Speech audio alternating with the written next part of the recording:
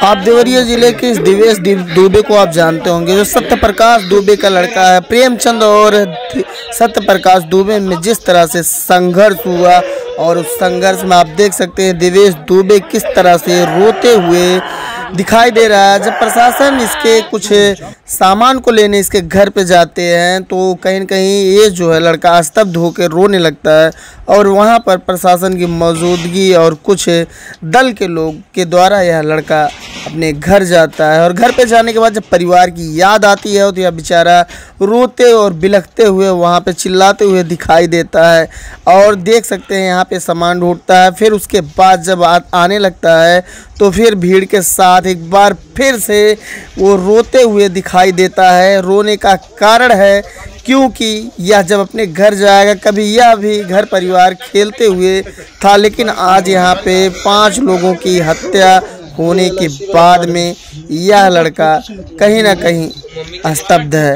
और उस घर पे जाने के बाद उसकी यादें, उसके जख्म फिर से ताज़े हो रहे हैं। और महोदय, हम आपसे बता देना चाहते हैं, जिस तरह से इस बच्चे को न्याय के लिए तड़पना पड़ रहा है, तरसना पड़ रहा है, कहीं ना कहीं उस यादव परिवार की लड़कियों को भी न्याय के लिए तरसना और तड़पना पड़ रहा है। आखिर कारण क्या हो सकता है, आप समझ सकते हैं और सोच सकते हैं, क्योंकि ये जो बच्चा है इसका भी कोई कसूर नहीं और जो बच्चियां हैं इनका भी कोई कसूर नहीं।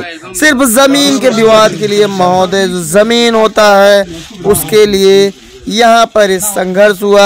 और इस ज़मीन ना सत्य प्रकाश दुबे लेके जा सके ना प्रेमचंद यादव, सिर्फ यहाँ पर रह गया। इस गांव में तो प्रशासन का हाई अलर्ट है। आप देख सकते हैं कि प्रशासन किस तरह से हाई अलर्ट पे है और यहाँ पर 24 घंटे आपको प्रशासन का हाई अलर्ट देखने को मिलेगा।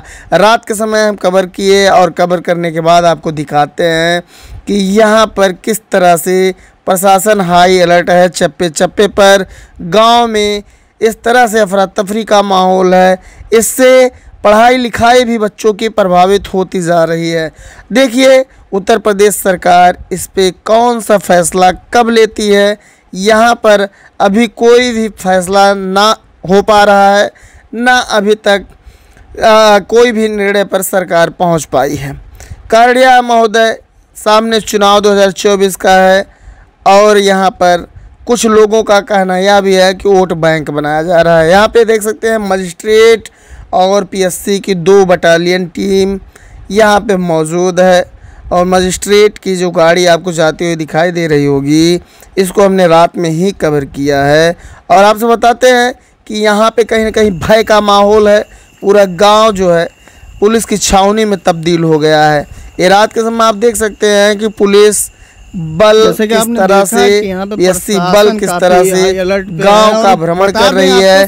और गांव में अब सुनने में आ रहा था, और अंधेरे में हम कितनी घटना कवर करें। कल सुबह हम फिर कवरेज करेंगे यहाँ की। और आपसे बताते हैं कि हम लोग इतनी दूर से आने के बाद में काफ़ी जो है, इधर दिखाइएगा, इधर आने के बाद काफ़ी हम लोग थक भी गए हैं और अंधेरा भी हो गया है। और अंधेरे में देखिए अब माइक निकालने में कहीं ना कहीं लेट होता है और देर होती। इस वजह से हमने यहाँ पे आपको दिखाया है कि हाँ, यहाँ की कवरेज यही है कि यहाँ की स्थिति यही बनी हुई है कि वहाँ पे भय का माहौल है। और लोगों का यह बताना है कि गांव से जो पुरुष हैं वो पलायन सब कर चुके हैं, सिर्फ गांव में महिलाएं बची हैं। आखिर जो मामला है काफ़ी क्रिटिकल है और यहाँ पे शासन प्रशासन हाई अलर्ट पे है। और गाँव की ये स्थिति है कि पुरुष गाँव में एक भी नहीं।